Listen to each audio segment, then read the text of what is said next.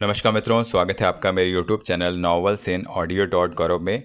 मित्रों, आप सुन रहे हैं गुलशन नंदा का रोमांटिक उपन्यास प्यासा सावन का दूसरा भाग। राकेश के पिता रघुनाथ लंबी आराम कुर्सी पर पैर फैलाकर बैठे हुए थे। उनके सामने छोटी तिपाही पर उनकी बहू उमा चाय का सामान रख रही थी। बहू, राकेश का कोई पत्र आया? कब आएगा वह? आ जाएगा बाबूजी, अभी दिन ही कितने हुए हैं उसे गए हुए, उमा यह कहकर चाय बनाने लगी। रघुनाथ जी की आयु 60 से कम ना थी। उनके सिर के सारे बाल सफ़ेद हो चुके थे। आंखों के नीचे और ओठों के पास गहरी झुर्रियाँ दिखाई देती थीं। किसी समय वे सुंदर और आकर्षक पुरुष रहे होंगे। इस समय वे बीमार लग रहे थे। उजले कपड़ों में भी उनकी कमजोरी छिप न रही थी। उनका सारा शरीर कुम्हलाया हुआ था और उनकी आंखों में दुख की परछाइयाँ झलक रही थीं। उमा 45-26 वर्ष की स्वस्थ साधारण कद की स्त्री थी। गोल मुखाकृति, गोरा रंग, नाक जरा मोटी, भरे भरे गुलाबी गाल, पतले ओठ, ठोड़ी और गालों में हल्के गड्ढे और बादाम जैसी आंखों में यौवन की चमक। कमर ना पतली ना मोटी, कूले जरा फैले हुए। उसने खुले गले का ब्लाउज पहन रखा था। ससुर के लिए चाय बनाते हुए वह साड़ी के पल्लू को कंधों तक लपेटने का प्रयत्न कर रही थी। मेरा विचार है कि उसे तुम तार डलवा दो, वह जल्दी चला आए, रघुनाथ ने बहू को संबोधित किया। पढ़ाई लिखाई से अभी तो निपटा है, कुछ दिन और रहने दीजिए। नहीं बहू, आराम नौजवानों को आलसी बना देता है और फिर उस पर तो अब पूरे कारोबार की जिम्मेदारियां होंगी, तुम तो जानती ही हो। जी अच्छा, आज ही तार करवाए देती हूँ, उमा ने चाय का प्याला बढ़ाते हुए कहा। तुरंत आने को लिखना, किंतु उसका कोई कारण भी तो होना चाहिए। मेरी बीमारी? नहीं नहीं, कारोबार नहीं, बस एक आवश्यक काम। नहीं बस। उमा बाबूजी की हबड़ाहट देखकर मुस्कुरा उठी। बीमारी ने उन्हें चिड़चिड़ा बना दिया था, इसलिए उनसे अधिक विवाद करना उचित नहीं था। उमेश अभी तैयार नहीं हुआ क्या? चाय का प्याला पीते हुए रघुनाथ जी ने पूछा। ऑफिस का कुछ हिसाब किताब कर रहे हैं। अब उमेश अकेला नहीं रहेगा, राकेश उसका हाथ बटाएगा। मुझे आशा है दोनों भाई मिलकर व्यापार को और सफल बना सकेंगे। जी बाबूजी, आप ठीक कहते हैं। राकेश समझदार लड़का है, जमाने की ऊंच नीच को भी समझता है। थोड़ा सा भी मन लगाकर काम करेगा तो भाई का सहारा बन जाएगा। रघुनाथ जी ने स्नेहपूर्ण दृष्टि से बहू को देखा। इतने में उमेश भी भीतर आ गया और पिता के पांव छूकर बोला, कैसी तबीयत है आपकी बाबूजी? कल से अच्छी है, रात को तो नींद भी आ गई थी। डॉक्टर ने कहा था कि यह दवाई लाभदायक सिद्ध होगी। इसका कारण दवाई नहीं है, राधा ने चाय का प्याला पति को देते हुए कहा। कारण तो है राकेश के फर्स्ट डिवीज़न में पास होने का समाचार। बहू ठीक कहती है उमेश, राकेश की असाधारण सफलता ने मेरी डूबी हुई सांसों को सहारा दे दिया है। सोचता हूँ पढ़ा लिखा लड़का व्यापार में कितना सहायक सिद्ध हो सकता है। उमेश को बाबूजी का यह दृष्टिकोण अच्छा नहीं लगा। वे अपने छोटे बेटे को बड़े से अधिक महत्व केवल इसलिए दे रहे थे कि वह पढ़ा लिखा था। अप्रसन्न भाव से मन ही मन कुढ़ते हुए वह बोला, व्यापार में शिक्षा से अधिक अनुभव काम आता है बाबूजी। अनुभव कोई माँ के पेट से लेकर नहीं आता। बाप से बड़े बेटे की हेठी सहन न हो सकी। अनुभव तो काम करने से आता है। राकेश भी यदि महीना भर काम कर लेगा तो मैं दावे से कह सकता हूँ कि वह सारे ऊंच नीच समझ जाएगा। तुम्हारी भांति एक बात का अनुभव प्राप्त करने के लिए वर्षों नहीं लगाएगा। उमेश खिसियाना सा होकर रह गया और सामने की ओर देखने लगा। सहसा उसकी दृष्टि सामने फाटक पर पड़ी, जहाँ से सेठ मंगलचंद अभी भीतर आकर उनकी ओर बढ़ रहा था। सेठ मंगलचंद को देखते ही उमेश उठकर खड़ा हो गया। रघुनाथ जी सीधे होकर बैठ गए और उमा के चेहरे पर फीकी मुस्कुराहट उभर आई। वह सोच रहे थे कि इतनी सवेरे ही इसके आने का उद्देश्य क्या हो सकता है। सेठ मंगलचंद रघुनाथ जी के व्यापार में भागीदार था। पूंजी से अधिकांश भाग उसी का था। भारी भरकम शरीर, आगे को निकली हुई तोंद, नाटा कद और गोल मटोल चेहरा जो धोखे और चतुराई में पलकर कठोर हो गया था। यह थी उसकी काया। उसने टसर का कुर्ता और सफ़ेद मलमल की धोती पहन रखी थी। मोटी भद्दी गर्दन में सोने की पतली जंजीर, सिर पर काली टोपी और पाँव में चमकते हुए पंप शू। उंगलियों में मोटे नगीने की अंगूठियाँ। चाल ढाल वेशभूषा से वह सफल व्यापारी प्रतीत होता था। सेठ मंगलचंद ने आते ही रघुनाथ जी को गले लगा लिया और राकेश की सफलता पर हार्दिक बधाई दी। यह जानकर कि इस समय उसके आने का उद्देश्य केवल बधाई ही देना था, रघुनाथ जी और उमेश के चेहरे की रंगत लौट आई। उमा ने मिठाई की प्लेट आगे की, किंतु डायबिटीज़ का रोगी होने के कारण उसने सविनय इनकार कर दिया। यह कैसे हो सकता है? आप बधाई दें और मुंह भी मीठा ना करें। रघुनाथ जी ने स्वयं प्लेट थांपकर उसकी ओर बढ़ाते हुए अनुरोध किया। मंगलचंद ने एक बर्फ़ी का टुकड़ा उठाकर मुंह में डाल लिया और चाय का घूंट भरते हुए बोला, राकेश ने बड़ी शानदार सफलता प्राप्त की है। भगवान उसकी सहायता करे। बड़ा होनहार लड़का है। सेठ मंगलचंद के मुख से राकेश की प्रशंसा सुनकर रघुनाथ जी के पीले मुख पर पल भर के लिए लालिमा दौड़ गई। गर्व से उनका सिर ऊंचा हो गया। वे छाती फुलाकर बोले, सेठ जी, यह भी मनुष्य का सौभाग्य होता है कि उसकी संतान सुयोग्य और बुद्धिमान हो। मुझे अपने दोनों बेटों पर गर्व है। सच तो यह है कि मैं इन्हीं दोनों के कारण जीवित हूँ, वरना आप तो जानते हैं कि यह भयानक रोग मुझे कभी का ले बैठता। आपने ठीक कहा, अच्छी संतान आदमी की सबसे बड़ी पूंजी होती है। उमा और चाय लेने के लिए भीतर गई। उमेश सेठ मंगलचंद से दृष्टि मिलाता हुआ उसके समीप आ बैठा। सेठ ने उसे ध्यानपूर्वक देखा और मुड़कर रघुनाथ जी से बोला, राकेश के विषय में अब आपने क्या सोचा है? वह अब व्यापार में अपने भाई की सहायता करेगा। मैं पूरे काम की देखभाल उसी को सौंपना चाहता हूँ। पर मैं इस बात में आपसे कुछ सहमत नहीं हूँ। क्यों? वह बहुत ही प्रतिभाशाली लड़का है। मेरे विचार से उसको भलाई इसी में है कि उसे उच्च शिक्षा दी जाए। उसे तो विदेश में जाकर किसी विषय में डायरेक्टरेट करनी चाहिए। कहते तो आप ठीक हैं मंगलचंद जी, किंतु दाई के पेट से क्या छुपाना। आप तो जानते हैं कि इस बीमारी ने मुझे कहीं का नहीं रखा। आप जैसे मित्रों का सहयोग ना होता तो ना जाने मेरी क्या दशा होती। कहते कहते रघुनाथ जी की आंखें भीग आईं। सेठ मंगलचंद ने उनकी आंखों में तैरते हुए आंसू देख लिए थे। सहानुभूतिपूर्ण दृष्टि से उनकी ओर देखते हुए वह बोला, आप चिंता न करें रघुनाथ जी। राकेश को इंजीनियरिंग के लिए अमेरिका या जर्मनी भिजवा दें। 4-5 वर्ष बाद जब वह इंजीनियर बनकर लौटेगा तो आपके व्यवसाय को चार चांद लगा देगा। तब आपको दूसरों के आश्रय की आवश्यकता नहीं होगी। किंतु ये सुनहरी सपने तो बहुत मूल्यवान हैं मित्र, और यह बूढ़ी हड्डियां अब इनका मूल्य नहीं चुका सकती। खर्चे की आप ना सोचें, उस पर जो भी खर्चा होगा मैं करूँगा। राकेश की भलाई के लिए कुछ भी करने में मुझे हार्दिक प्रसन्नता होगी। नहीं मंगलचंद जी, मैं पहले ही आपके उपकारों तले दबा हुआ हूँ। तो एक बात कहूँ।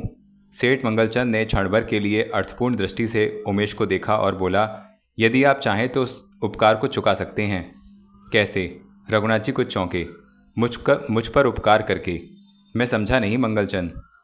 मेरी बेटी रीता को अपनी बहू बनाकर रघुनाथ जी, दोनों का यह संबंध हमारी मित्रता को सदा के लिए जीवित रख सकता है। रघुनाथ जी मंगलचंद के इस प्रस्ताव पर आश्चर्यचकित रह गए। उन्हें लगा कि वास्तव में मंगलचंद की यह योजना उनकी मित्रता को नया और अनोखा रूप दे देगी। वह तत्काल कोई उत्तर न दे पाए और सोच में पड़ गए। किंतु उमेश झट बोल उठा, यह तो हमारा सौभाग्य होगा सेठ जी। बाबूजी को इससे अधिक प्रसन्नता और क्या होगी। इतने में उमा भीतर से और चाय लेकर आ गई। उसने सेठ मंगलचंद का यह प्रस्ताव सुन लिया था और कुछ दुविधा में पड़ गई थी। रघुनाथ जी के चेहरे से भी यूँ प्रतीत होता था जैसे वे गंभीर सोचों के चक्कर में पड़ गए हैं। उमा ने मिठाई की प्लेट फिर मंगलचंद के आगे सरका दी और उसके लिए चाय बनाने लगी। रघुनाथ जी को मौन देखकर मंगलचंद ने कहा, मेरा तो यह केवल सुझाव मात्र था रघुनाथ जी। इसकी ऊंच नीच परखना आपका काम है। वैसे यह हम दोनों की भलाई के लिए है। मंगलचंद ने चाय का प्याला ओठों से लगा दिया। रघुनाथ जी झिझकते हुए बोले, आपका सुझाव तो बहुत अच्छा है, किंतु आजकल के लड़कों को तो आप जानते हैं, वे इन मामलों में अपनी मनमानी करते हैं। माँ बाप के चुनाव से सहमत भी हो सकते हैं, असहमत भी। इस विषय में मुझे राकेश से पूछना होगा। उसका स्वभाव कुछ और ही है। इसलिए तो मैं उसे चाहता हूँ।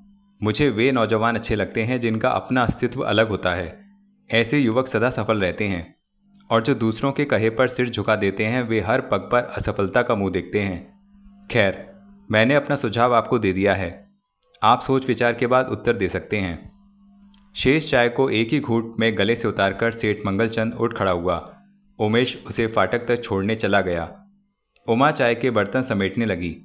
वह तिरछी दृष्टि से बाबूजी के चेहरे पर भावों का उतार चढ़ाव देख रही थी। रघुनाथ जी ने उसे संबोधित करते हुए कहा, तुम्हारा क्या विचार है बहू? किस विषय में? मंगलचंद के प्रस्ताव के विषय में। वह हमारा समधी बनना चाहता है। यह तो हमारा सौभाग्य है बाबूजी, किंतु रीता जैसी लड़की को राकेश पसंद करेगा या नहीं, यह कहना कठिन है। इतने में उमेश सेठ मंगलचंद को विदा करके लौट आया। उसने पत्नी के अंतिम शब्द सुन लिए और चमककर बोला, इसे सौभाग्य ही समझिए बाबूजी कि सेठ मंगलचंद ने मुंह चढ़कर हमारा लड़का मांगा है। शायद इस संबंध से ही हमारी वर्षों की कठिनाइयां दूर हो जाएं। हमें यह न भूलना चाहिए कि हमारा सर्वस्व सेठ मंगलचंद के पास गिरवी है। हमारा इनकार किसी भी समय उसके विचारों और सहानुभूति को बदल सकता है। क्या आप अपने भाई का सौदा करना चाहते हैं? नहीं, उसके और इस घराने के भविष्य को संवारने का अवसर हाथ से नहीं खोना चाहता। और फिर रीता में ऐसी कौन सी कमी है कि राकेश इनकार कर देगा? धन के सिवा कोई विशेष गुण भी तो नहीं है उसमें कि उसे देखते ही पसंद किया जा सके। धन ही तो सबसे बड़ा गुण है। और फिर यह आवश्यक भी नहीं कि बच्चों के जीवन का फैसला उन्हीं के हाथों में छोड़ दिया जाए। राकेश का भला बुरा हमें ही सोचना चाहिए।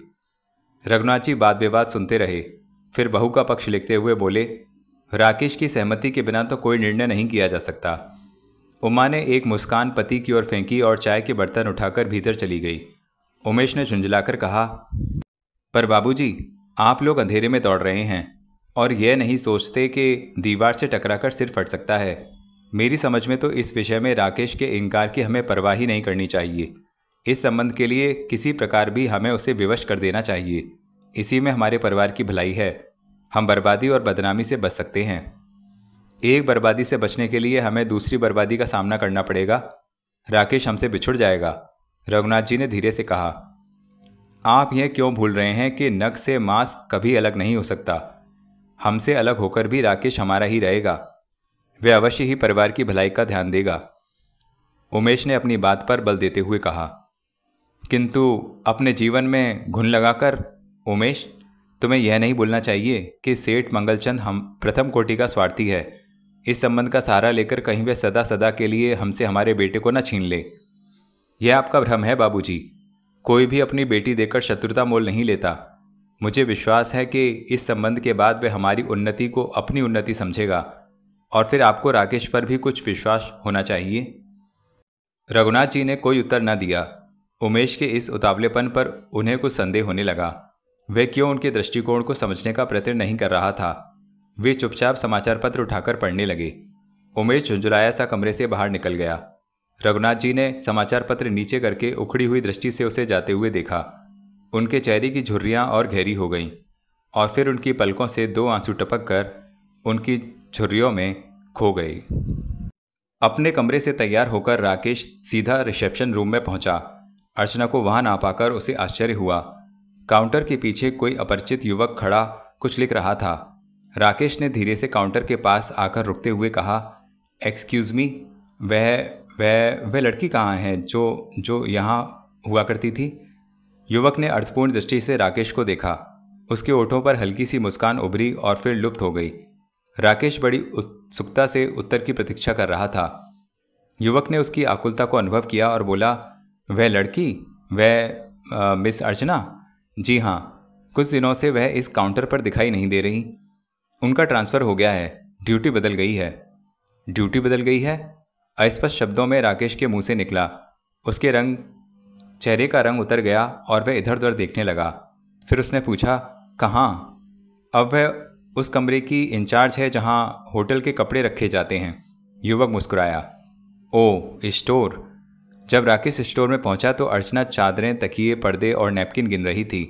वह दबे पांव चुपके से जाकर अर्चना के पीछे खड़ा हो गया। कुछ देर बाद वह उसे काम में व्यस्त निहारता रहा और फिर बहुत धीमे स्वर में पुकारा, अर्चना। अर्चना झट पलटी और उसे देखकर घबरा गई। तुमने यहाँ आकर अच्छा नहीं किया राकेश। और क्या करता? ये 3 दिन और 3 रातें तुम्हें देखे बिना कैसे काटी हैं, यह कोई मेरे मन से पूछे। किंतु मैं विवश हूँ। मैं होटल की नौकर हूँ। होटल के कुछ नियम हैं जिनका पालन करना मेरे लिए आवश्यक है, मैं जानता हूँ। किंतु इस मन का क्या करूँ जो इन नियमों को नहीं मानता। इसे समझाना तो आपका काम है तब तक जब तक अपना रहे, किंतु अब तो यह पराये बस में है। अर्चना ने कोई उत्तर न दिया और राकेश की आंखों की गहराइयों को नापने लगी। कुछ देर इसी था में खोई रही और फिर अति धीमे स्वर में बोली, राकेश, किंतु आवाज़ उसके गले में ही डूबकर रह गई। केवल ओठों की थरथराहट दिखाई दी। यह थरथराहट मौन शब्दों में बिना स्वर उसे बहुत कुछ कह गई।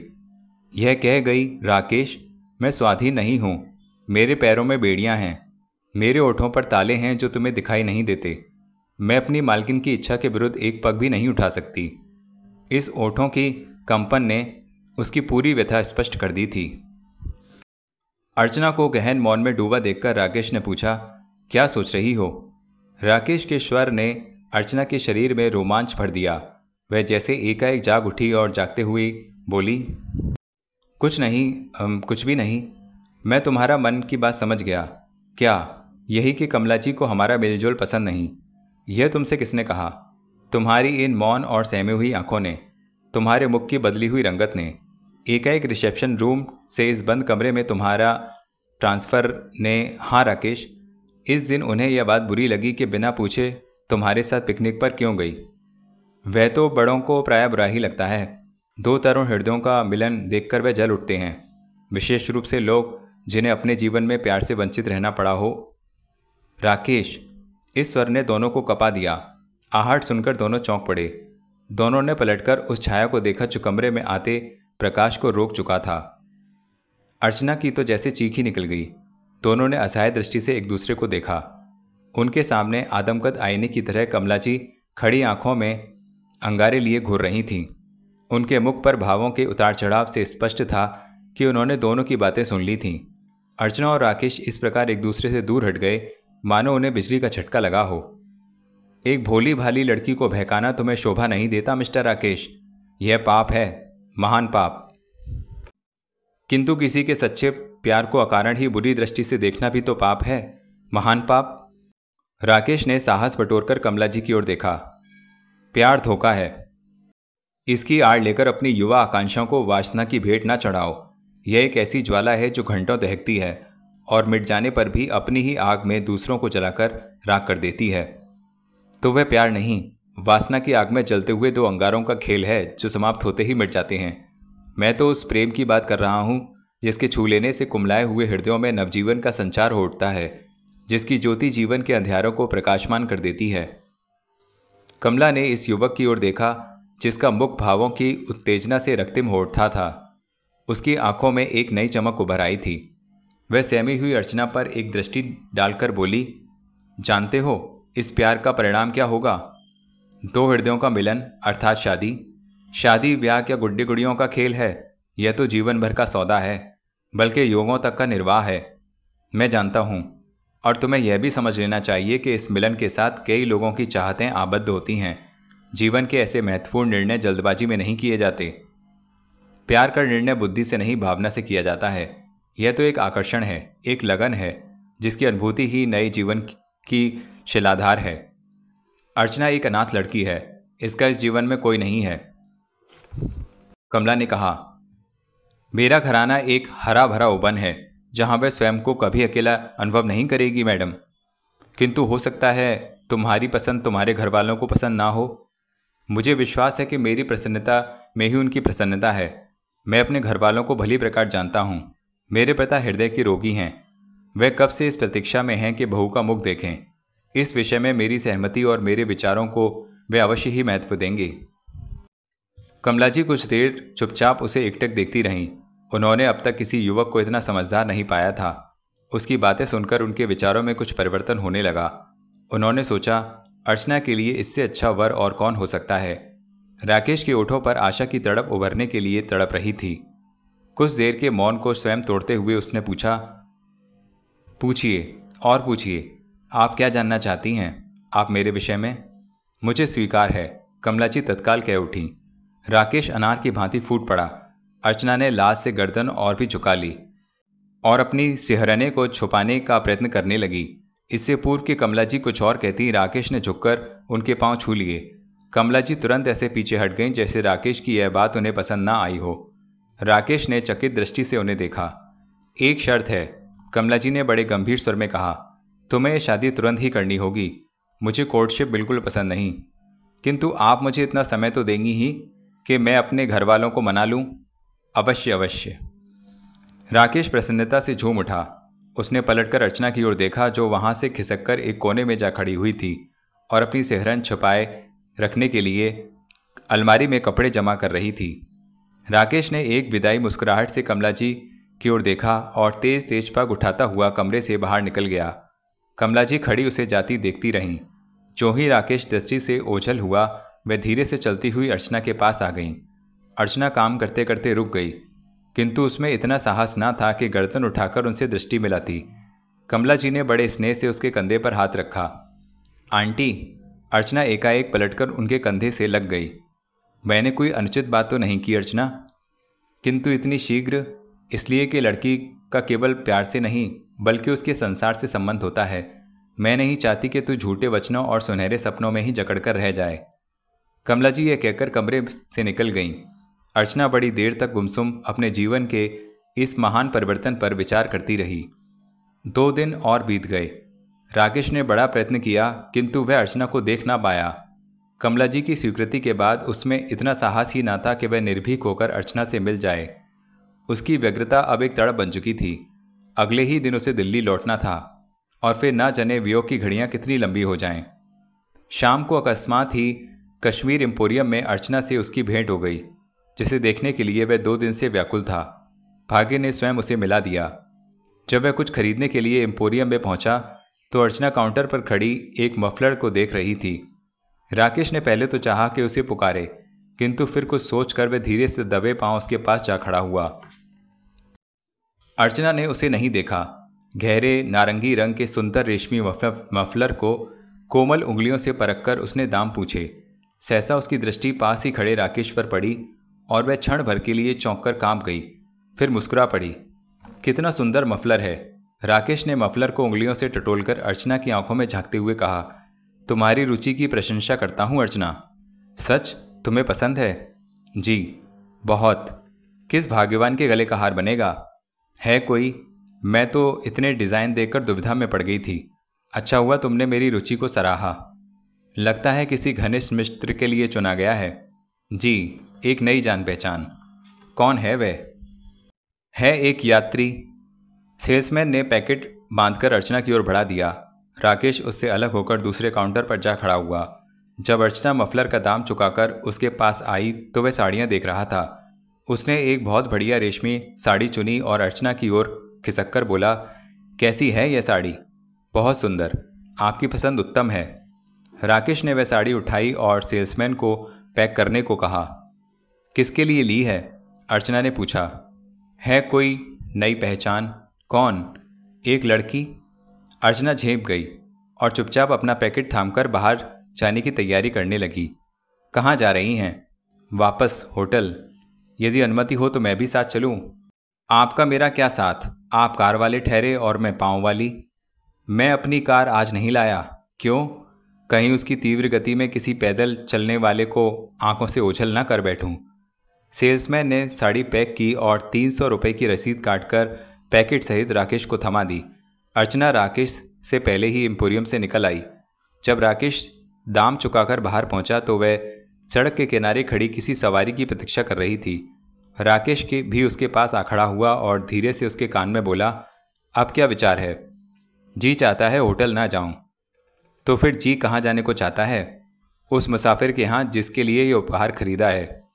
इतनी व्याकुलता है उससे मिलने की? क्यों ना हो। कहाँ रहता है वह? ढल झील में, शिकारों के झुंड के पीछे। ओह, कितनी अनोखी बात है। क्या? जिस लड़की के लिए मैं साड़ी लाया हूँ वह भी वहीं रहती है? तब तो बात आसान हो गई। कैसे? सोचती थी उस सुनसान डगर पर अकेले कैसे जाऊंगी। अब तो आपका साथ मिल जाएगा।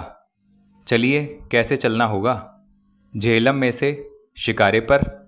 दोनों की दृष्टि एक हुई और वे झेलम की ओर बढ़ गए। 2-4 पग ही चलकर राकेश रुक गया और अर्चना की ओर देखकर बोला, कहीं ऐसा तो नहीं अर्चना, तुम्हारा वह यात्री मुझे तुम्हारे संग देखकर ईर्ष्या से जल भुन जाए? नहीं, उसका हृदय बहुत उदार है। आपकी उस लड़की की भांति नहीं जो अपने राकेश के साथ किसी दूसरे को देखना पसंद नहीं करती। किंतु तुमने उसे कब देखा? जी मैंने? नहीं तो यूं ही मेरा अनुमान था। अर्चना ने मुस्कुराकर कहा और शिकारे की ओर बढ़ गई। राकेश मुस्कुरा पड़ा। दोनों चुपचाप एक शिकारे में बैठकर झेलम नदी को पार करने लगे। इस शांत वातावरण में उनके बेचैन हृदयों की धड़कनों पर यदि कोई स्वर छाया हुआ था तो वह उस गीत का स्वर था जो माझी कश्मीरी भाषा में गा रहा था। उस मधुर लहराते हुए गीत ने वातावरण में एक झंकार उत्पन्न कर दी थी। शिकारा बढ़ता चला जा रहा था, पानी की मौन परतों को चीरता हुआ। अर्चना के हृदय में एक कसक सी उभर रही थी। नहर से निकलकर शिकारे ने डल झील में प्रवेश किया। हाउस बोटों के झुरमुट को पार करके वह उस ओर बढ़ने लगा जहां हर पग पर गहरा सन्नाटा होता जा रहा था। झील के बीच में उगी हुई वनस्पति और तल पर जमी हुई काई को काटकर नीले निथरे हुए जल के छोटे छोटे मार्ग यूं प्रतीत होते थे मानो झील में नहरें निकाल दी गई हों। यहाँ वहाँ केवल कमल के फैले हुए पत्तों के बीच कई नन्ही कलियाँ और खिले हुए फूल मुस्कुरा रहे थे। जहाँ पर पानी उथला था वहाँ लंबी घास उगाई थी। छोटी सी नहर से हरी भरी काई के बीचों बीच चलता हुआ शिकारा अचानक रुक गया। राकेश और अर्चना चुपचाप सुगंधमय वातावरण के सौंदर्य में खोए हुए थे। शिकारा रुकने पर राकेश ने प्रश्नसूचक दृष्टि से माझी की ओर देखा। माझी ने मौन रहने का संकेत करते हुए उनका ध्यान हंसों के उस जोड़े की ओर आकर्षित किया जो गर्दन मिलाए हुए झील के तल पर काई में सो रहा था। दो शरीर एक प्राण हुए। संसार की हलचल से दूर इस शांत और सुखद छांव में वे एक दूसरे में समा से गए थे। सहसा घास के झुंड से किसी जानवर के छलांग लगाने की आवाज़ आई। हंसों का जोड़ा फड़फड़ाकर एक दूसरे से अलग हो गया और पानी में डुबकी लगाकर दूसरी ओर चला गया। माझी के चेहरे पर मुस्कुराहट दौड़ गई। उसने फिर से चप्पू पानी में डाल दिए। शिकारा कुछ आगे बढ़ा तो अर्चना ने माझी से पूछा, तुम क्यों रुक गए थे वहाँ? उस हंसों के जोड़े के लिए। प्यार करने वालों को एक दूसरे से जुदा करने वाले पर अल्लाह का कहर टूट पड़ता है। ओह, तुम भी प्यार मोहब्बत की बातों को मानते हो? साहब, जिंदगी में प्यार ना हो तो जीना हराम हो जाए। यह खूबसूरत नज़ारा, ये बर्फीली चोटियाँ, झील का यह खामोश पानी और माहौल में बसी हुई यह खुशबू, यह जन्नत तो बस खुदा ने प्यार करने वालों के लिए ही बनाई है। और किसी को प्यार ना मिला हो तो? अर्चना ने मुस्कुराकर माझी की ओर देखा। तो कुछ दिन वह कश्मीर की वादी में गुजार ले, खुद ब खुद उसे प्यार करना आ जाएगा। माझी ने चप्पू चलाते हुए बड़े सहज भाव से उत्तर दिया। उसने फिर वही गीत गाना आरंभ कर दिया। अर्चना और राकेश फिर एक दूसरे को देखने लगे। उनकी आंखों में एक चमक सी लहरा गई। झील की नीलाहट अर्चना के मुख पर अपना प्रतिबिंब डाल रही थी। दोनों के हृदयों में एक दूसरे के प्रति एक अनोखी अनुभूति, एक विचित्र आकर्षण, एक नया अनुभव उत्पन्न हो रहा था। राकेश अपना स्थान छोड़कर अर्चना के पास आ बैठा और धीमे स्वर में बोला, क्या सोच रही हो? उस स्वर्ग के विषय में जो भगवान ने केवल प्यार करने वालों के लिए बनाया है। तुम्हें इस बात का खेद है क्या? खेद नहीं, शिकायत है स्वर्ग बनाने वालों से। वह क्यों? काश वह इस स्वर्ग की सृष्टि केवल हमारे लिए ही करता, हम दोनों के लिए। ये सुंदर और मोहक दृश्य केवल हमारी जागीर होते, तब तो संसार के कितने ही प्यार करने वालों की नज़र हमारे प्यार को लग जाती। नहीं अर्चना, हम उनका ये अधिकार कभी नहीं छीन सकते। तो रुक जाओ, आज का दिन हम उन पेड़ों की छाँव में बिता दें। पास ही झील में एक ऊंचे छोटे से द्वीप पर यूकेलिप्टस और चिनार के पेड़ों के झुंड की ओर संकेत करते हुए अर्चना ने कहा। किंतु उस यात्री का क्या होगा? किस यात्री का? अर्चना ने बड़े भोलेपन से पूछा। जिसके लिए सुंदर मफलर खरीदा था, वह बेवफा निकला। कैसे? वह उस सुंदर लड़की को लेकर भाग गया जिसके लिए तुमने ये मूल्यवान साड़ी खरीदी है। राकेश हंस पड़ा, फिर अर्चना भी हंसने लगी। दोनों की मिलीजुली हंसी से वातावरण गूंज उठा। माझी चकित सा उन्हें देखने लगा। राकेश ने अपना सूटकेस बाहरी बरामदे में रखा और एक दृष्टि सामने के दीवारों और द्वारों पर डाली। आज 1 महीने के पश्चात वह अपने घर में लौटा था। उसके स्वागत के लिए वहाँ कोई भी न था। वह चुपचाप बाबूजी के कमरे की ओर बढ़ा और पर्दा उठाकर एकाएक उनके सामने जा खड़ा हुआ। रघुनाथ जी की आंखें बेटे के को देखते ही प्रसन्नता से चमक उठीं। समाचार पत्र उनके हाथ से खिसक कर फर्श पर जा गिरा। राकेश ने झुककर उनके पैर छुए। रघुनाथ जी ने उसे गले से लगा लिया। कॉलेज में सर्वप्रथम स्थान प्राप्त करने पर उसे हार्दिक बधाई देते हुए वह बोले, तुम तो जाकर हमें भूल ही गए बेटा। नहीं बाबूजी, मैं तो यही सोचता रहा कि आपको साथ क्यों न ले गया। आपका स्वास्थ्य ठीक हो जाता। कहिए, कैसी तबीयत है अब आपकी? मन और स्वास्थ्य तो धूप छांव के समान है बेटा, चिंता की कोई बात नहीं।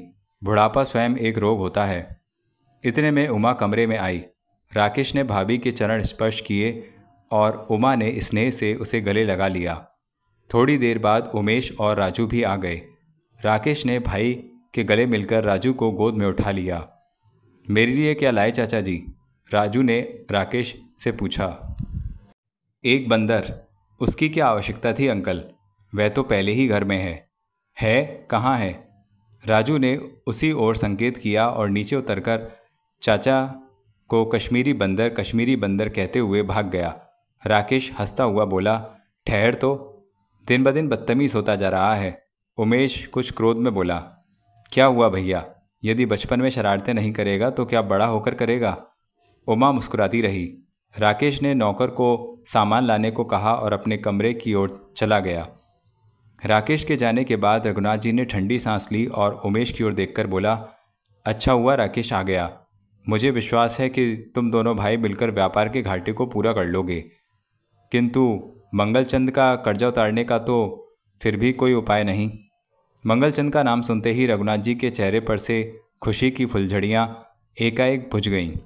उन्होंने निराश दृष्टि से उमेश की ओर देखा। हाँ बाबूजी। कल फिर उसका डिमांड लौट आया। उमेश ने झट जेब से मंगलचंद का नोटिस निकालकर सामने रखा।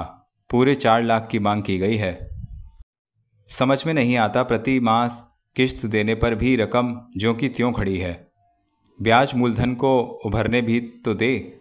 पिछले महीने भी किस्त नहीं दी जा सकी। तुमने क्या सोचा है? अब तो उजाले की शेष एक ही किरण है। क्या? राकेश। किंतु वह मानेगा क्या? क्यों नहीं मानेगा? कुलीन परिवार की लड़की है, शिक्षित है, सुंदर है, कोई बात भी तो ऐसी नहीं जिससे वह इनकार कर सके। रघुनाथ जी चुपचाप गर्दन हिलाकर रह गए।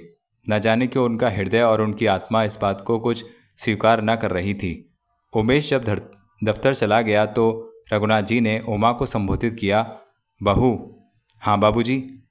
किसी प्रकार राकेश को मनाओ, इस शादी के लिए उसे सहमत करो, इसी में हमारा भला है। वरना सेठ मंगलचंद। आप चिंता ना करें बाबूजी, मैं आज ही उसका मन टटोलूंगी। उमा यह कहकर वहाँ से चली गई। जब उमा राकेश के कमरे में आई तो वह राजू को ढेर से खिलौने दे रहा था जो वह उसके लिए श्रीनगर से लाया था। इस समय वह उसे हाउस बोट के विषय में समझा रहा था। उमा के पांव की आहट से दोनों चौंक पड़े। राजू ने माँ की ओर देखकर झट दृष्टि फेर ली। अरे, अभी तो तू चाचा को बंदर कह रहा था, अब उसे फुसला रहा है। हाँ माँ, तुम्हें भी जब डैडी से कोई काम लेना होता है तो प्यार से बोलने लगती हो। चल हट नटखट। उमा ने ज्यों ही उसे पकड़ना चाहा वह कमरे से बाहर भाग गया। राकेश हंसने लगा। फिर उसने सूटकेस से एक रेशमी साड़ी निकालकर भाभी को दी। यह तुम्हारे लिए है भाभी, बड़ी सुंदर है। उमा ने स्नेह से देवर को देखते हुए कहा, मैं इसे तुम्हारे ब्याह पर पहनूंगी।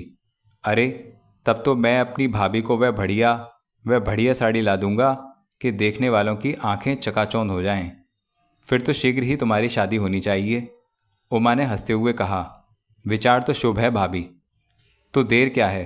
बस तुम हाँ कहो, मैं अभी प्रबंध किए देती हूँ। कोई लड़की देख रखी है क्या? तुम हाँ तो करो, मैं सैकड़ों लड़कियां तुम्हारे सामने लाकर खड़ी कर दूंगी। न भाभी, मुझे सैकड़ों नहीं चाहिए, बस एक ही बहुत है मेरे लिए। मेरी दृष्टि में एक ऐसी लड़की है, अति सुंदर भी और अच्छे घराने की भी। सच? कौन है वह? बता दूंगी, तुम हाँ तो करो। बताओ ना भाभी। रीता, सेठ मंगलदास की बेटी। मुझे वह बहुत अच्छी लगी है, उससे तुम्हारी जोड़ी खूब फबेगी। उमा ने झिझकते हुए कहा, नहीं भाभी, मेरे लिए तो शायद ठीक रहे, किंतु इस घराने के लिए वह अच्छी सिद्ध न होगी। मैं उसे भली भांति जानता हूँ। वह हमारे ही कॉलेज में पढ़ती थी, बड़ी अभिमानिनी है। इतने धनिक घराने की लाडली बेटी हमारे परिवार में कहाँ समा सकेगी? वह तो मुझ पर छोड़ दो, लड़कियां ससुराल में पांव रखते ही बहुत सी पुरानी आदतें छोड़ देती हैं।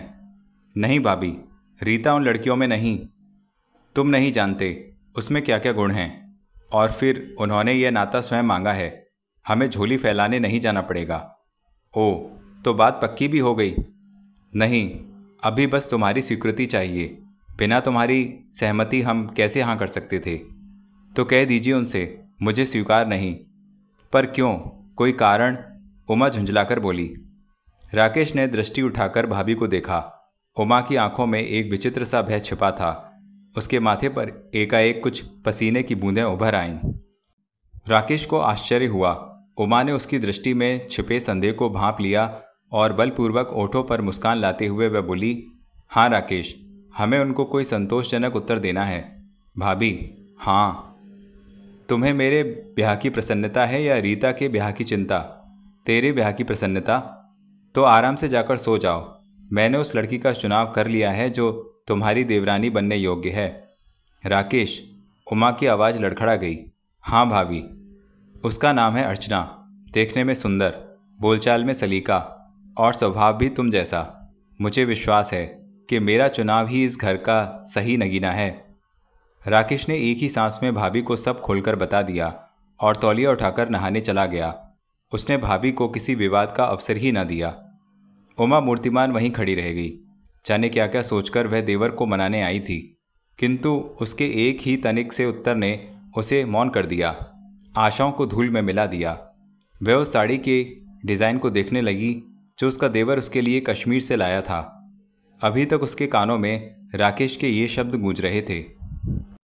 उसका नाम है अर्चना, देखने में सुंदर, बोलचाल में सलीका और स्वभाव तुम जैसा। सेठ मंगलचंद को जब राकेश के कश्मीर से लौट आने की सूचना मिली तो उसने मन में गुदगुदाहट उत्पन्न होने लगी। उमेश से अपने मन की प्रसन्नता प्रकट करते हुए उसने कहा, अब तो बात तुम्हारे हाथ में है, मेरे नहीं, मेरी पत्नी के हाथ में। घर में एक वही तो है जिसका कहा वह कभी नहीं टालता। तुम्हें विश्वास है उमेश, वह इनकार नहीं करेगा? इनकार करेगा भी तो वह हाँ में बदल जाएगा। शाबाश, मुझे तुमसे यही आशा थी। इस प्रकार तुम्हारा बोझ भी हल्का हो जाएगा और मुझे भी एक अच्छा होनहार सुंदर दामाद मिल जाएगा। किंतु एक बात का ध्यान रखिए, राकेश को कभी यह पता ना चले कि यह पैसा। अरे अब तुम निश्चिंत हो जाओ, तुम्हारे इस उपकार ने मेरी सब शिकायतें दूर कर दी। यह कहता हुआ मंगलचंद अलमारी में से शराब की बोतल निकालने के लिए उठा, किंतु उमेश ने यह कहकर रोक दिया, नहीं सेठ जी, इस समय नहीं। आप तो जानते हैं मैं दिन में नहीं पीता। ओह, इट इज़ ऑल राइट। फिर भी धूमधाम से महफिल जमेगी। सेठ मंगलचंद अपनी कुर्सी पर लौट आया और अकारण ही कुछ फाइलों की पड़ताल करने लगा। उमेश सामने बैठा ध्यानपूर्वक उसकी ओर देखता रहा। बड़ी देर से कोई बात उसके ओठों पर फड़फड़ा रही थी। आखिर समय और अवसर को भांपकर वह बोला, सेठ जी। हाँ हाँ, कहो क्या बात है? सेठ मंगलचंद ने उसकी जुबान की लड़खड़ाहट भांपते हुए कहा, 10,000 रुपये की आवश्यकता थी। नहीं उमेश, यह संभव नहीं। तुम तो जानते ही हो मैं पहले ही इस मुरब्बत में बहुत लुट चुका हूँ। मुरब्बत के बिना जीवन में रखा ही क्या है सेठ जी? किसी की आवश्यकता पूरी करने से बढ़कर कोई पुण्य नहीं। अब आप ही देखिए ना, मैं अपने भाई आपको उस लड़की के लिए दे रहा हूँ जिसे। उमेश, सेठ मंगलचंद ने कड़क कर उसकी बात काट दी। वह अपनी बेटी के संबंध में यह बात सुनना सहन नहीं कर सकता था कि उसे सदा चिंतित रखती थी। वह रीता के जीवन के इस रहस्य को स्वयं से भी छुपाना चाहता था। उमेश चुप हो गया था, किंतु उसके इस जरा से वाक्य ने सेठ मंगलचंद की सारी प्रसन्नता छीन ली थी। थोड़ी देर तक वह बहकी बहकी दृष्टि से उमेश की ओर देखता रहा। फिर कुछ सोचकर मेज की दराज से चेकबुक निकाली और चेक काटकर उमेश की ओर बढ़ा दिया। उमेश ने धन्यवाद दिया और मुस्कुराता हुआ बाहर चला गया। उमेश के चले जाने पर सेठ मंगलचंद ने एक लंबी सांस ली। इस व्यक्ति से उसे डर सा लगने लगा था। कुछ देर वह मेज पर कोहनी टिकाए माथे पर हाथ रखे चिंता में खोया रहा। फिर मेज पर रखी घंटी बजाई। चपरासी भीतर आया।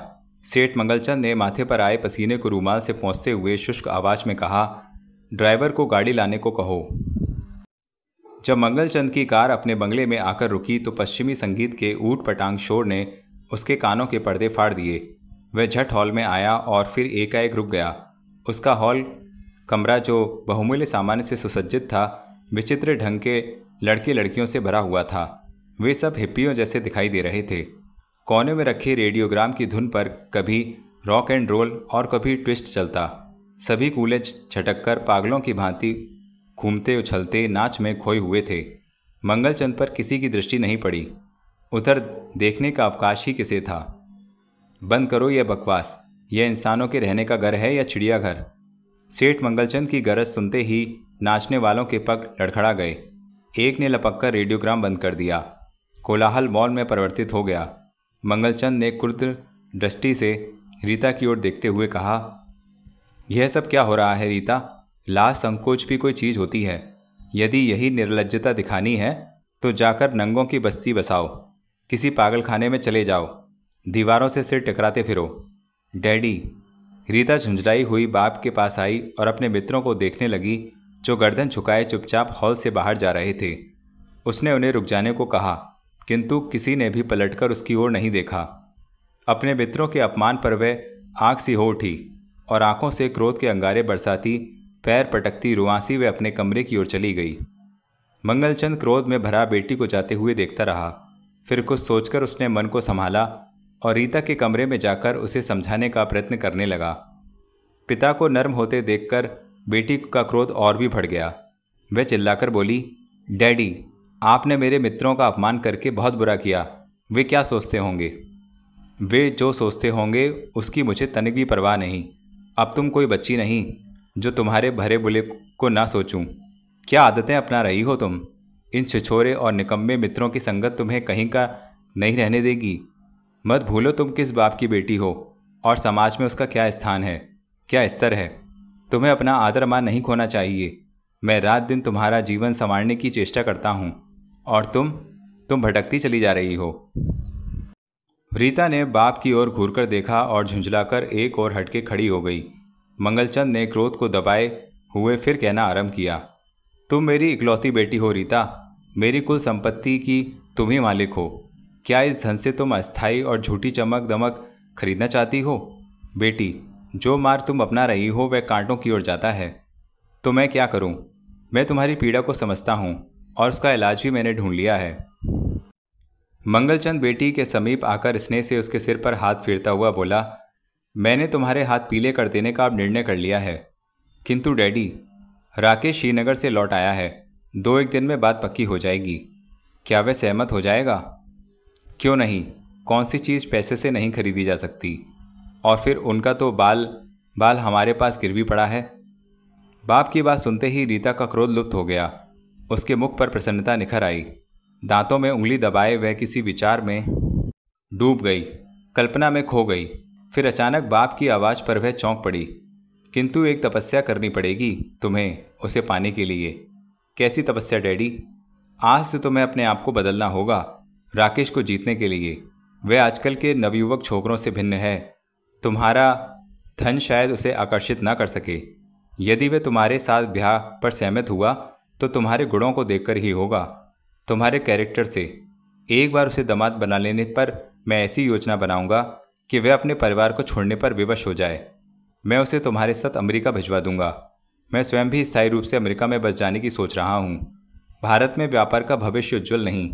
यहाँ उन्नति के अवसर अब हैं ही नहीं। ओ डैडी, आप कितने अच्छे हैं, बहुत दूर की सोचते हैं। और तुम बहुत निकट की। सेठ मंगलचंद ने बेटी के माथे पर हल्का सा चुंबन दिया और उसकी पीठ थपथपाते हुए कहा, घबराओ नहीं। मैंने राकेश के पिता और भाई को अपने शिकंजे में कस लिया है। उन्हें मेरी बात माननी ही पड़ेगी।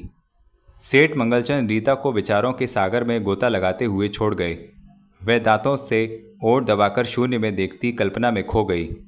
कॉलेज के दिनों में ही राकेश उसके मन का हीरो था, किंतु वह सदा उससे दूर दूर रहा। शायद उसे अपनी योग्यता पर मान था, अपने शारीरिक सौंदर्य पर घमंड था।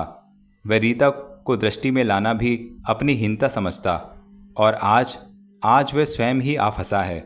रीता का हृदय इस विजय की कल्पना से ही गदगद हो उठा। खेल में उसकी हार अचानक ही जीत में परिवर्तित हो गई थी। उसी रात राकेश जब कॉलेज के मित्रों और जानकारों से मिल मिलाकर घर पहुंचा तो 11 बज चुके थे। बाबूजी को सोए हुए देर हो चुकी थी, किंतु उमा अभी जाग रही थी। यह क्या भाभी, तुम अभी नहीं सोई? तुम्हारे भैया की राह देख रही हूँ। आज तो दिन का खाना भी नहीं खाया उन्होंने, किंतु इतनी रात गए। आजकल वे प्राय देर से आते हैं। अकेली जान और ढेर सारा काम। इतनी देर तक तो फैक्ट्री ये शब्द राकेश की जुबान पर ही थे कि मोटर कार के आने की आवाज़ सुनाई दी। राकेश वहीं रुक गया। कार से उतरकर जब उमेश अपने घर की ओर बढ़ा तो उसके पांव ऐसे लड़खड़ा रहे थे जैसे हल्के नशे में हों। चेहरा किसी भीतरी प्रसन्नता से उत्तेजित था और पान की लाली ओठों तक झलक रही थी। उमा और राकेश को सीढ़ियों के पास खड़े देखकर वह ठिठक गया। क्षणभर के लिए पान चबाते हुए हिलते जबड़े रुक गए और ओठों पर एक भद्दी मुस्कुराहट उभर आई। ये देवर भाभी इस समय चोरों की भांति क्या देख रहे हैं? उसने पान चबाते हुए आकर पूछ लिया भैया की बदली हुई चाल को। किंतु उमेश के तेवर देखकर उसने झट बात का ढंग बदला। यह देर से घर आना, मुंह में पान, चेहरे पर रौनक की चमक, यूं लगता है भैया कारखाने से नहीं किसी पार्टी से चले आ रहे हैं। तुम्हारा अनुमान ठीक है राकेश। आज मैं पार्टी में चला गया था। मंगलचंद ने किसी सरकारी कर्मचारी को आमंत्रित किया था। तब तो आप खाना भी खाए आए होंगे। हाँ, वह तो खाना ही पड़ा। भैया टेलीफोन ही कर दिया होता। बेचारी भाभी तो अभी तक बिन खाए प्रतीक्षा में बैठी हैं। पतिव्रत धर्म जो निभा रही हैं। कितनी बार कहा है मुझे देर हो जाया करे तो खाना खा लिया करो, पर इनका अपना हट है ना। अच्छा आप बनिए नहीं, चलिए। कहीं आप दोनों का विवाद सुनकर बाबूजी ना जाग जाएं। यह कहती हुई उमा पति की ओर बढ़ी। उमेश ने उमा के कंधे का सहारा लिया और धीरे धीरे पांव की लड़खड़ाहट छिपाने का असफल प्रयत्न करता हुआ अपने कमरे की ओर चला। राकेश के पास से गुजरते हुए वह ऐसी बात छोड़ गया जिसने उसके मनोमस्तिष्क में एक हलचल सी उत्पन्न कर दी। राकेश को इस बात का विश्वास नहीं आ रहा था कि उसका भैया शराब पीता है। उसने पान की महक में इस बात को छिपाने का प्रयत्न किया था, किंतु यह नशा तो मुंह चढ़कर बोलता है। यह रक्तिम चेहरा, आंखों के लाल डोरे, पैरों की लड़खड़ाहट सब वास्तविकता कह रहे थे। तो सरकारी कर्मचारी की दावत केवल एक पर्दा है। देर से घर आने का। उसने भैया और भाभी को अपने कमरे में जाते देखा, फिर द्वार को बंद होते देखा। न जाने कितनी देर इन्हीं उलझनों को मस्तिष्क में बसाए वह वहां खड़ा रहा। दूसरे ही दिन से राकेश के पूरे मन से कारोबार में भाग लेना आरंभ कर दिया। वह जान तोड़ परिश्रम करके उस घाटे को पूरा करने के लिए काम में जुट गया जो बाबूजी की बीमारी के कारण हुआ था। किंतु ज्यों ज्यों वह काम की गहराई में उतरता गया उसकी मानसिक उलझनें बढ़ती गईं। उसे अपने भाई उमेश पर संदेह होने लगा। हिसाब किताब का खाता देखकर वह दंग रह गया। कारखाने का पूरा माल लाभ पर बिक रहा था। महीने में 10-11 दिन ओवर टाइम भी लगता है और बताया यह जाता है कि कारखाना घाटे में चल रहा है। यह बात राकेश ने मन में ही रखी।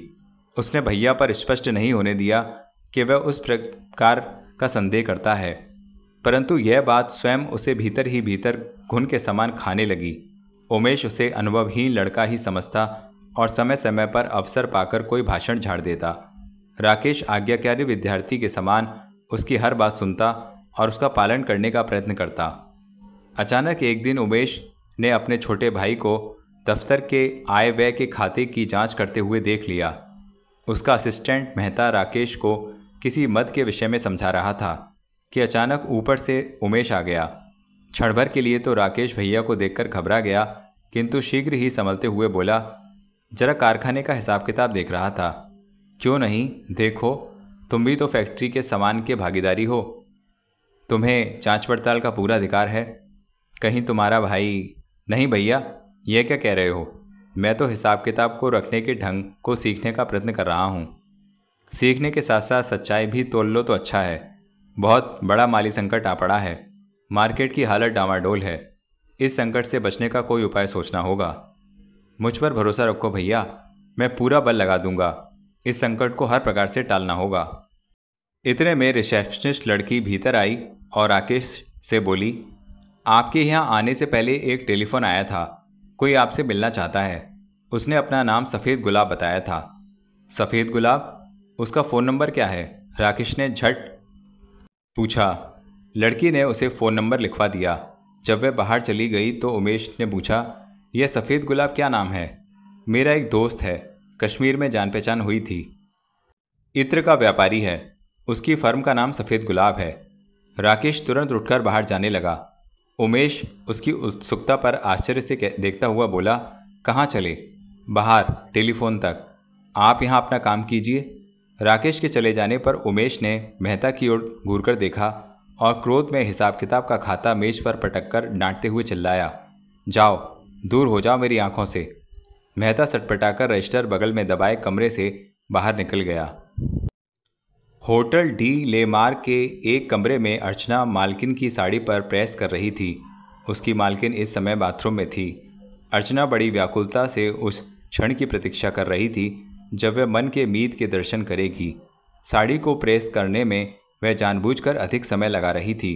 वह चाहती थी राकेश ऐसे समय पर आए जब वह अकेली हो। बहुत देर तक प्रतीक्षा के बाद भी जब राकेश न आया तो वह प्रेस की हुई साड़ी उठाकर बाथरूम की ओर बढ़ी। अभी उसने मालकिन को पुकारा भी न था कि बाहर द्वार पर आहट सुनकर वह चौंकी। राकेश! प्रसन्नता से उसके हृदय की धड़कन बढ़ गई। उन्हीं पांव झट वापस लौटकर उसने साड़ी को फिर मेज पर बिछाया और उस पर प्रेस रख दी, जिससे आने वाले को यह भान हो कि वह काम में व्यस्त थी। वह अपनी व्याकुलता को व्यक्त न करना चाहती थी। धड़कते हुए हृदय से उसने द्वार खोला, किंतु आने वाला राकेश न था। होटल का बैरा रात के खाने का मेनू देने आया था। निराशा ने उसे और भी बेचैन कर दिया। अचानक उसे कपड़ा जलने की बास अनुभव हुई। वह सहसा पलटकर तेजी से साड़ी की ओर बढ़ी और उसके मुंह से एक हल्की सी चीख निकल गई। मालकिन की बहुमूल्य साड़ी जल चुकी थी। उसने स्विच ऑफ किया और साड़ी उठाकर देखने लगी। एकाएक उसे ऐसे लगा जैसे कि कमरे में कोई आया है। उसने झट पलटकर द्वार की ओर देखा। राकेश कुछ दूर खड़ा आश्चर्यचकित दृष्टि से उसे देख रहा था। क्या हुआ? राकेश ने पास आते हुए पूछा। आंटी की साड़ी जल गई। कैसे? मेरी असावधानी से। तुम्हारा ध्यान अवश्य कहीं और होगा। कहाँ उलझा हुआ था मन? किसी की प्रतीक्षा में। भला यह भी कोई समय है आने का? ओह, आई एम सॉरी। बात यह है कि भैया को किसी आवश्यक मीटिंग में जाना था। दफ्तर से निकलते हुए देर हो गई। आंटी कहाँ हैं? बाथरूम में हैं। कब आए तुम लोग? आज सवेरे ही। आते ही फ़ोन किया था तुम्हें। सफ़ेद गुलाब, अच्छा किया तुमने। क्या? जो अपना नाम नहीं बताया? भैया संशयी स्वभाव के हैं। और तुम्हारी भाभी? भोली भाली, जो चाहे मनवा लो। वे तो हमारे घर की लक्ष्मी हैं। तो क्या कहा उन्होंने मेरे बारे में? मेरा निर्णय सुनते ही चुप हो गई। एक बहुत बड़े घराने में नाते की बात चल रही थी भाभी ने, किंतु मैंने स्पष्ट रूप से कह दिया कि मैंने तुम्हारी देवरानी का चुनाव कर लिया है। अर्चना अनायास लजा गई। राकेश ने उसे आलिंगन में लेना चाहा, किंतु वह परे सरक गई। राकेश ने आगे बढ़कर उसकी पीठ में हाथ डाल दिया और रोकते हुए बोला, कहाँ जा रही हो? आंटी की साड़ी देने। अर्चना धीरे से अपनी पीठ से हाथ हटाकर अलमारी से दूसरी साड़ी निकालकर बाथरूम की ओर बढ़ी। राकेश ने फिर बढ़कर उसे बाहों में ले लिया और धीरे से बोला, उन्हें यह साड़ी दे दोगी तो आंटी तुरंत बाहर आ जाएंगी। तो क्या हुआ? हम अकेले में बातें करने का अवसर खो बैठेंगे। तो जल्दी कह दो, क्या कहना है तुम्हें? वाह, यह भी कोई ढंग है प्यार की बातें कहने का।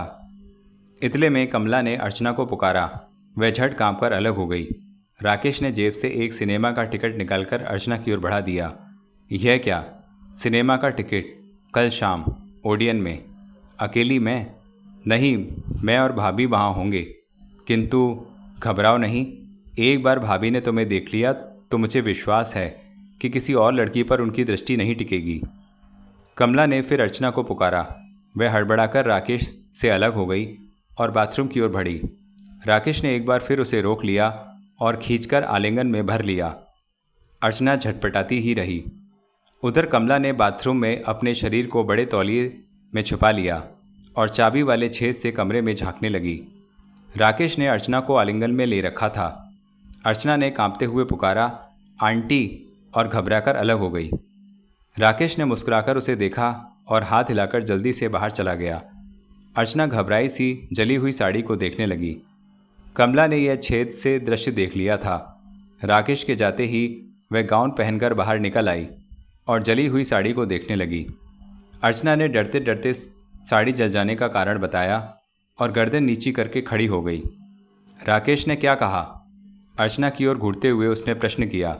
जी। मालकिन के इस प्रश्न पर अर्चना कांप उठी। जिसके आने की खुशी में तुम अपना काम भी भूल गईं। मैं पूछती हूँ वह क्या संदेश लाया था?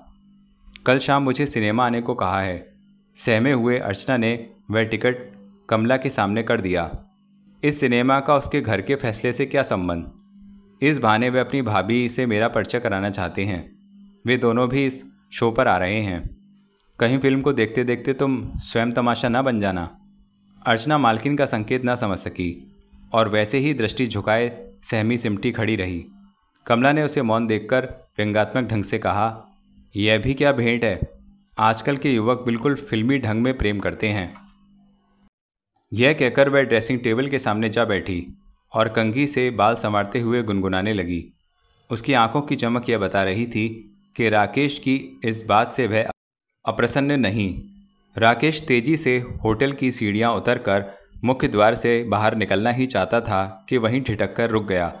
फिर एक स्तंभ की आड़ में खड़े होकर आश्चर्यचकित उमेश को देखने लगा, जो एक एंग्लो इंडियन सुंदरी का हाथ थामे बाहर की ओर बढ़ रहा था। वह स्थिर खड़ा इस दृश्य को देखता रह गया, जैसे उसे अपनी आंखों पर विश्वास न आ रहा हो। कुछ सोचकर वह चुपके से दबे पांव स्तंभ के पीछे से निकला और बार के बाहर खड़ा होकर शीशे में से झांक कर देखने लगा।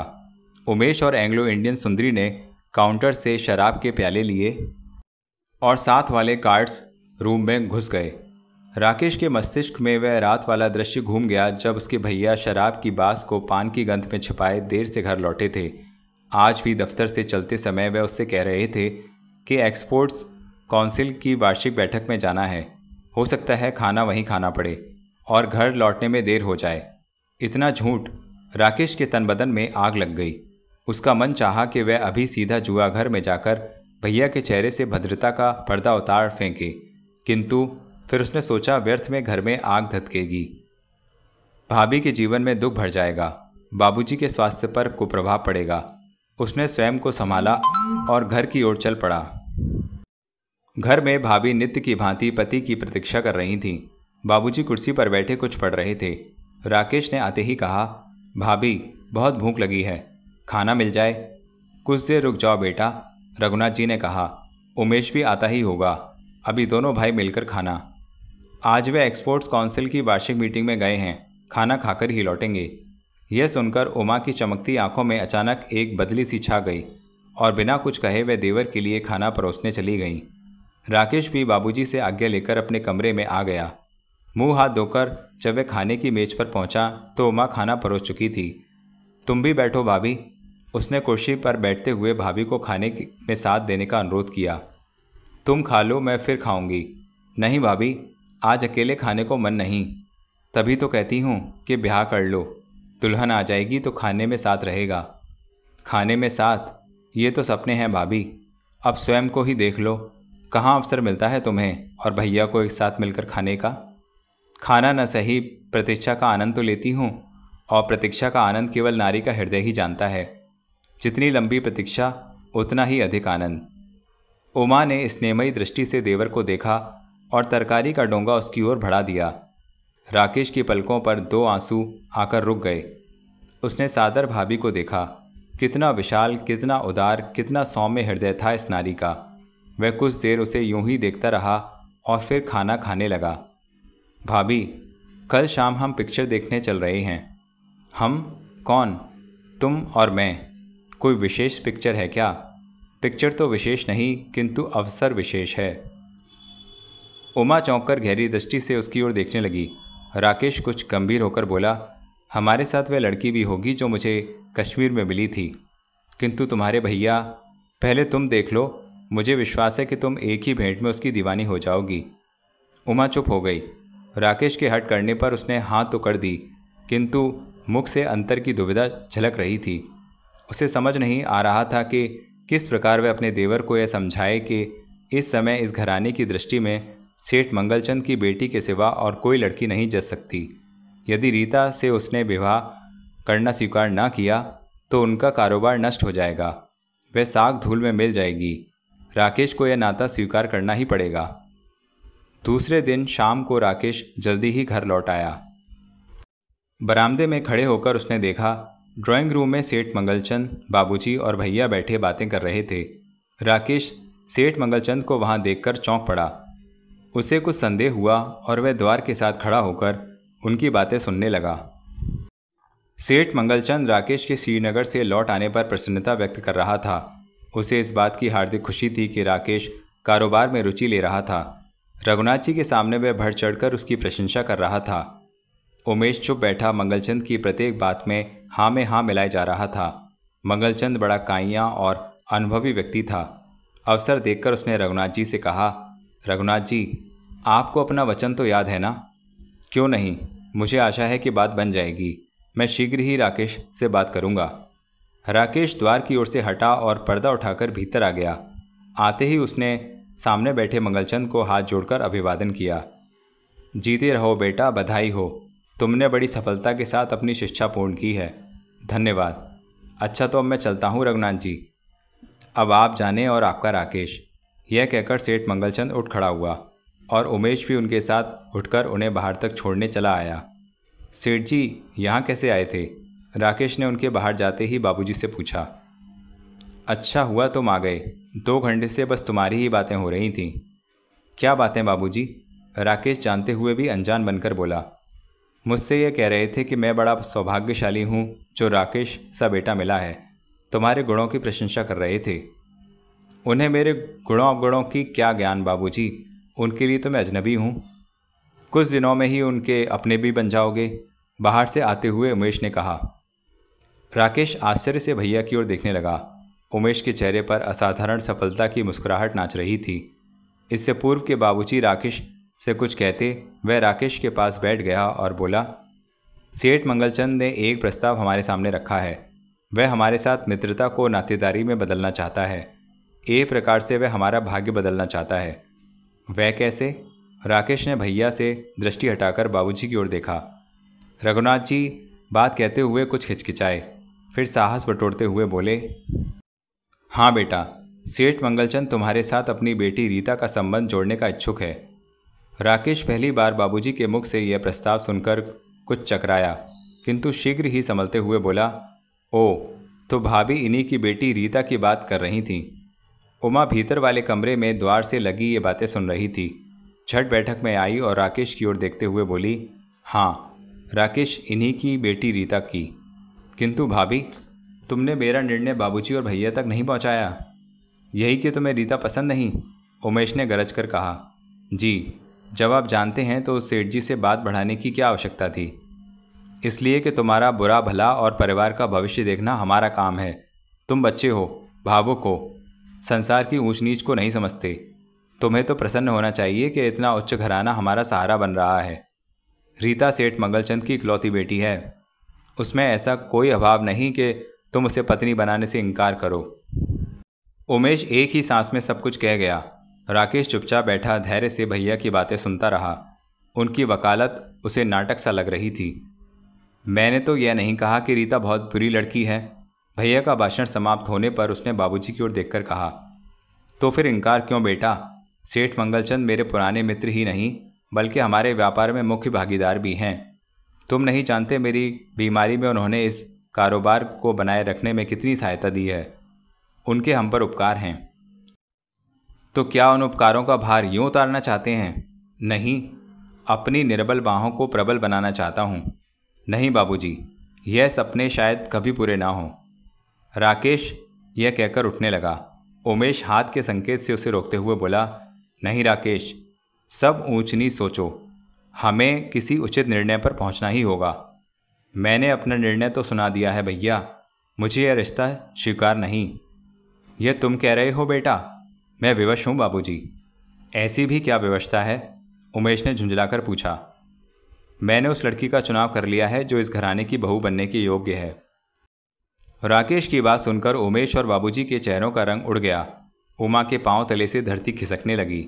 जिस बात को अब तक वह सबसे छुपाए हुए थी, वह राकेश ने बिना झिझक सबके सामने कह दी। थोड़ी देर तक सभी बौखलाए एक दूसरे को देखते रहे।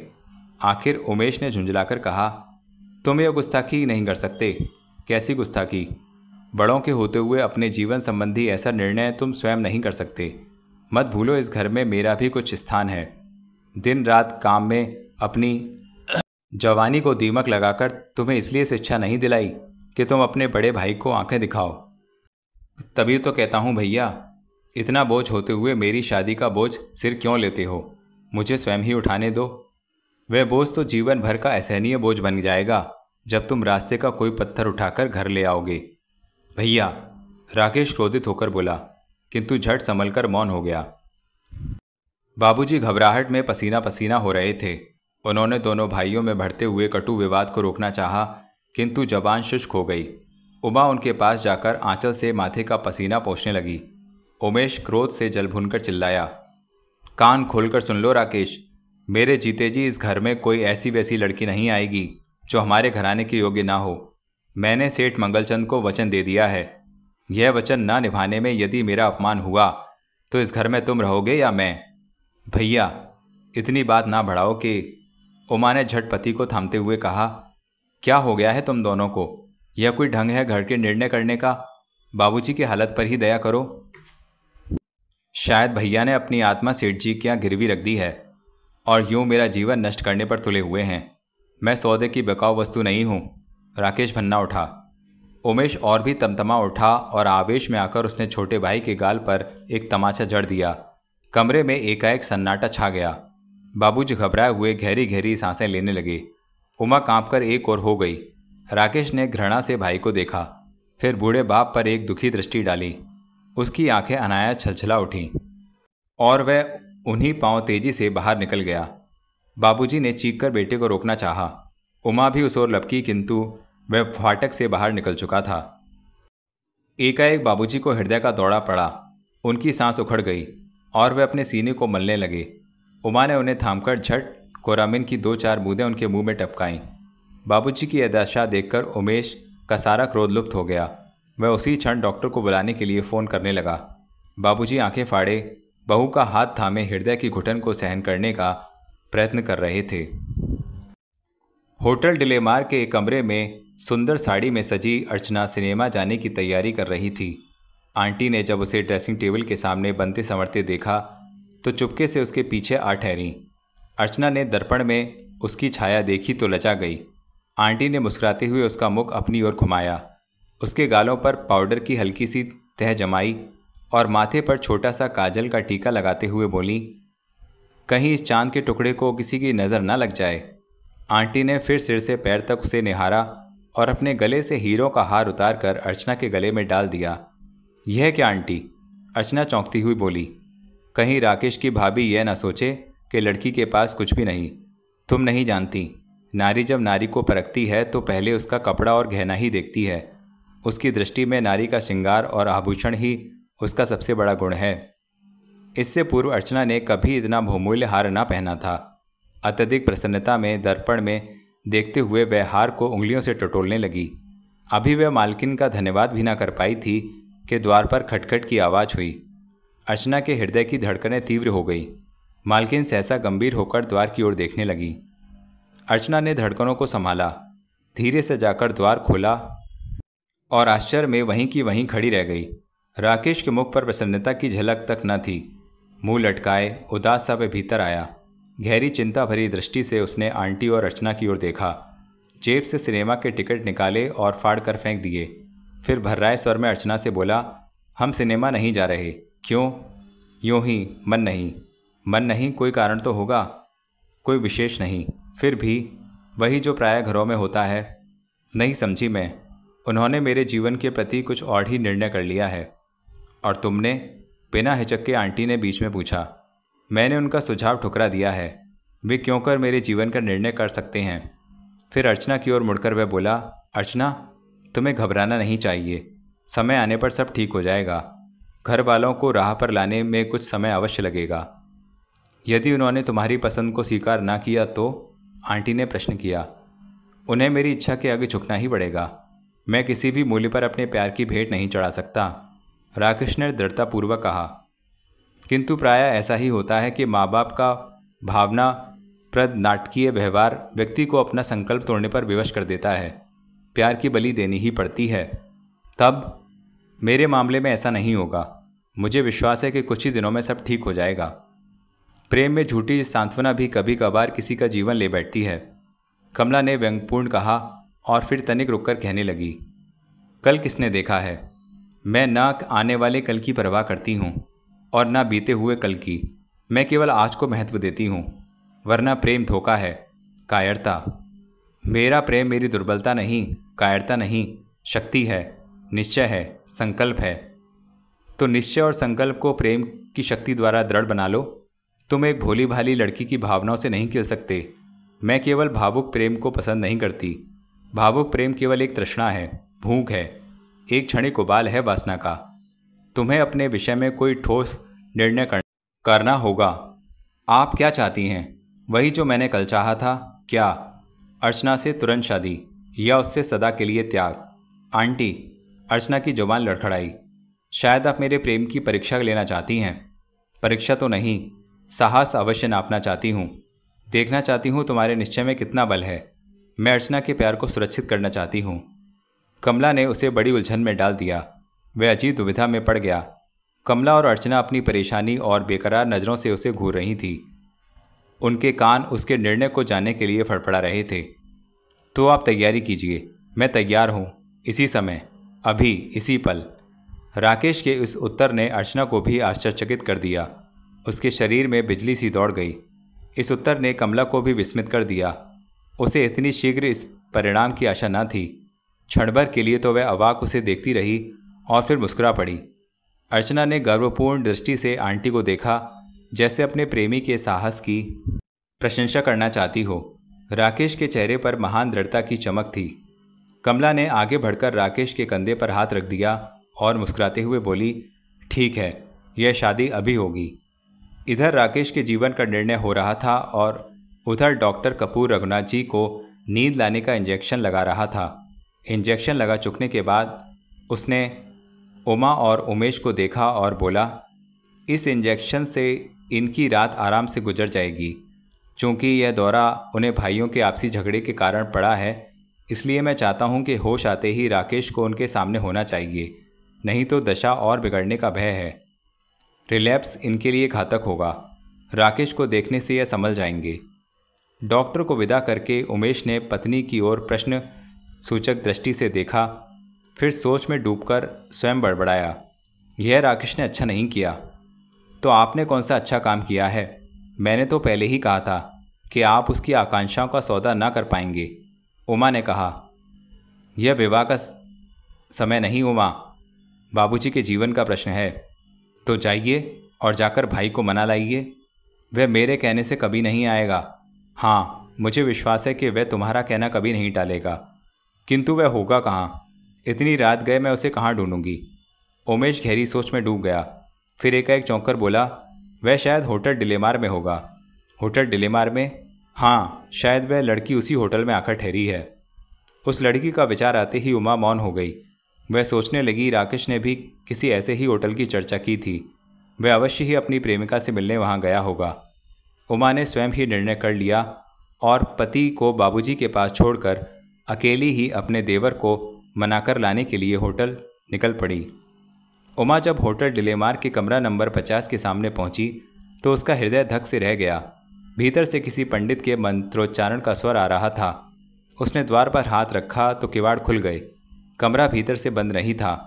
उमा कमरे में प्रविष्ट हुई तो उसकी आंखें विचित्र दृश्य से दो चार हुई। कमरे में हवन कुंड के गिर्द अर्चना राकेश के साथ फेरे ले रही थी। एक अधेड़ आयु का पंडित कुछ श्लोक पढ़ रहा था। कमला सामने मखमली गद्दी पर बैठी बड़े हर्ष से ब्याह की रस्म होते देख रही थी। यह राकेश और अर्चना का अंतिम फेरा था। उमा द्वार पर ठिठक कर रुक गई। उसकी आंखें चकित सी डबडबाई हुई थीं। उसे विश्वास नहीं हो रहा था कि जो कुछ वह देख रही थी सत्य था। इतना शीघ्र यह सब कैसे हो सकता है? वह मूर्तिमान स्थिर सोच में डूबी हुई थी कि राकेश ने उसे देख लिया। उमा को एकाएक वहां देखकर वह घबरा गया, फिर संभलकर मुस्कुराने लगा। अंतिम फेरा समाप्त हो चुका था। राकेश ने अर्चना का हाथ पकड़कर उसे उठाया और साथ लिए भाभी के पास आ पहुंचा। दोनों ने उमा के पांव छुए। राकेश ने कांपते स्वर में कहा, भाभी, हमें आशीर्वाद दो। फिर उसकी दृष्टि उमा की डबडबाई आंखों से मिली और तुरंत झुक गई। यह तुमने ठीक नहीं किया राकेश। ऐसी भी क्या जल्दी थी? तुम्हारे पिताजी बीमार हैं।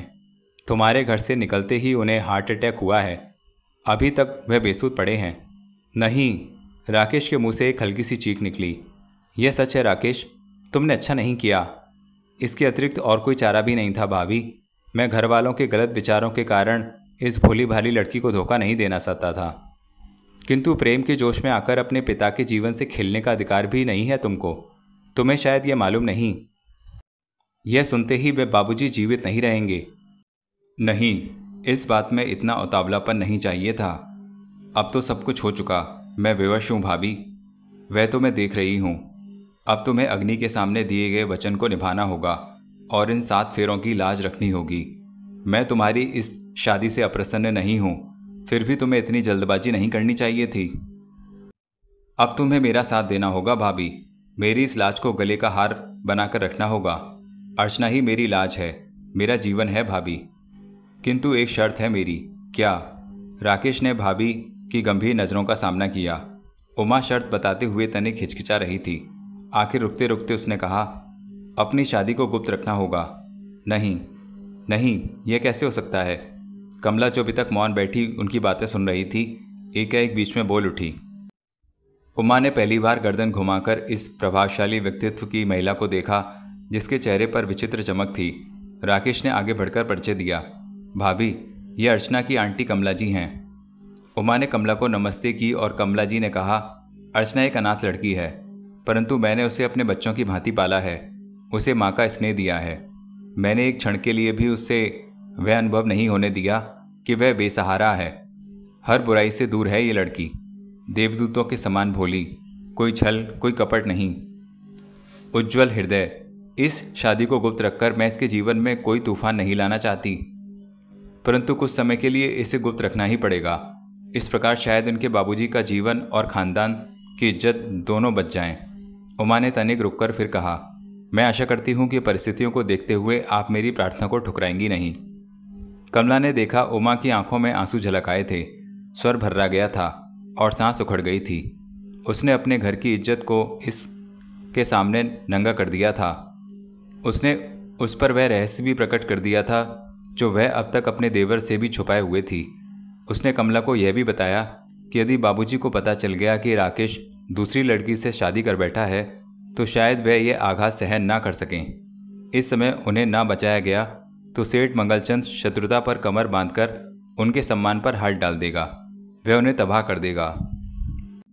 कमला मंगलचंद का नाम सुनकर सोच में पड़ गई। अर्चना घबराई हुई सी एक और खड़ी थी। राकेश ने भाभी को उल्हाने से भरी दृष्टि से देखा और कहा, मुझसे ये सब बातें अब तक क्यों छुपाई गई थीं? तुमने इसका अवसर ही कब दिया? परिस्थितियां ही कुछ ऐसी हो गई थीं। इसमें तुम्हारे भैया का ही दोष नहीं था। मंगलचंद के सुझाव के सामने उन्हें झुकना ही पड़ा। लड़की भी अच्छी खासी है, इस ब्याह से हमारी कठिनाइयां दूर हो सकती थीं।